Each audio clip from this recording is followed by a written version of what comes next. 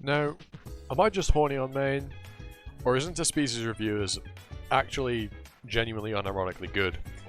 I just said the same thing effectively 3 times in a row there.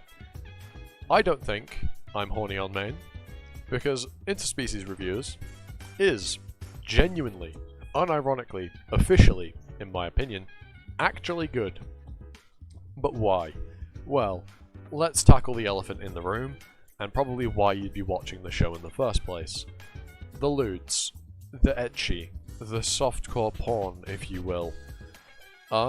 It's pretty good. Like, you know, if that's what you're going in for, you'll get something pretty decent out of it. Like, it's better animated than 99.99% of hentai.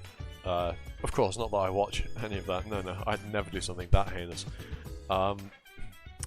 But it's pretty well animated. Like, it's better animated, and Jesus, this has a stroke. It's better animated than most ecchi series, just full stop. But then, you know, and also the girls in the show are all, for good reason, all very hot, you know, and serve their purpose. But let's look beyond the elephant in the room. You know, the very obvious thing that most people will talk about when they look at the show. And think about something different. The plot. But the different kind. Yes, this show's plot is about a group of guys reviewing brothels. Yes, that is what it's about. But there's actually much more to it than that. And there's actually a lot of world building. Genuinely, there's actually a lot of world building. In fact, you know, here's a fun game. Every time I end this video I say actually or genuinely, take a shot, including for every time I've already said it. Anyway. So, genuinely, oh god, the world building in the show is really, really good. Like, it's seriously fantastic. Like, the fact that a whole affinity system for every single one of the races is built up and somewhat developed and fleshed out. Obviously, we see with Krim, his resistances and how because he's an angel, he's basically immune to everything except physical and dark.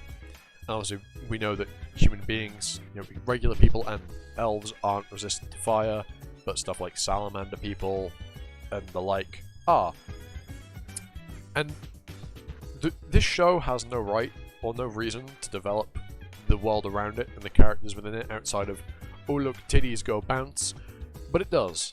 And that's great. And that's part of what gives this show a lot of its charm, is the characters and the world they're in are actually really fleshed out. And there's a relatively big reveal in the last episode that I'm not going to spoil.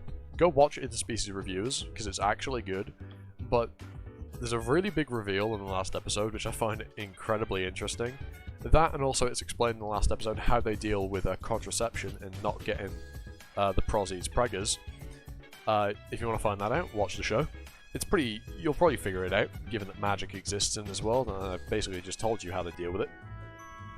But honestly, this show has a whole nother level of world building that goes beyond 95% of all isekai there are. This show, about a group of guys going and sleeping with as many prosies as they can to review the brothels they work at, has more world building than probably the last isekai show you watched, unless it was Mushoku Tensei or a few of the other standout gems. But odds are, the last isekai you watched has worse world building and a worse magic system and a worse like race system than interspecies reviewers. And honestly, that's sad to say.